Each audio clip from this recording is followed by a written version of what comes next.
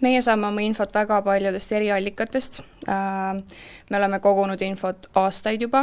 Mina ise olen seda väljakutset ka varem 3 korda teinud, seega see ei ole selline esmakordne asi, uus asi. Me küll ühendasime jõud nüüd just hiljuti alles, aga teemad meil ongi kogu elu, seinast seina. Nii toitumine, trenn, uni, põhi, elutalad nii-öelda. Kõik, mis mõjutab tervist. Ehk siis nagu kõik, elu kvaliteet. See on otses mõttes kõik mõjutab mingil moel meie tervist. Aga kuidas te ise, no ma arvan, et te olete enam-vähem mingi 20-aastased, on ju, et kuidas te ise nagu selleni jõudnud olete? Kas, ma ei tea, mingi teismelisena sattusite mingi ägeda YouTube'i video peale või kuidas see nagu... alustada või? Meil mõlemal algas see ärkamine nii-öelda koroona ajal, nagu paljudel teistelgi. No ja võt seda juttu ma olen hästi palju kuulnud, et üks asi viib teiseni ja universum toob sinuni ikka need asjad, mis parasjagu nii-öelda aktuaalsed on ja niimoodi see lumepall veerema lähebki. Et mul oli isegi, ma arvan, et äkki 1-2 aastat enne koroonat, et ma avastasin siis Hando Tõnumaa ulmefilmi ja sealt sai see alguse, aga täiesti niimoodi deep teemadesse läksin ma ikkagist koroona ajal, et siis nagu sain aru, et siin on ikka väga mäda midagi. Alex Jones'i podcasti siis jälgite kogu aeg?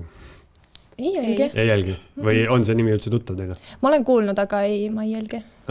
See on maailma kõige kuulsam vandenõu teoreetik, kes näiteks ennustas ette Epsteini selle vägistamisplaneedi.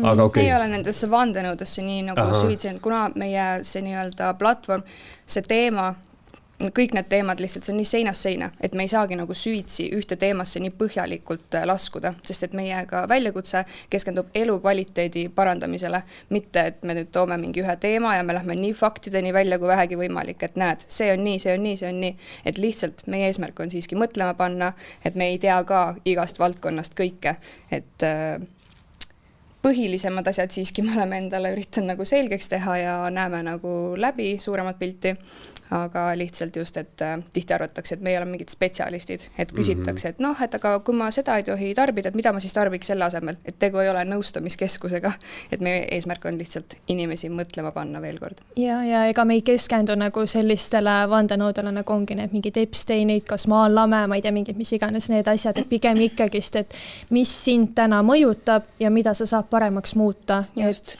Et vahet pole, kas see maa on siis painkook, kera või hoopis äkki viineri kujuline on ja et see ei mõjuta kuidagi meid praegusel hetkel. Aga viinerid süüa te ei soovita?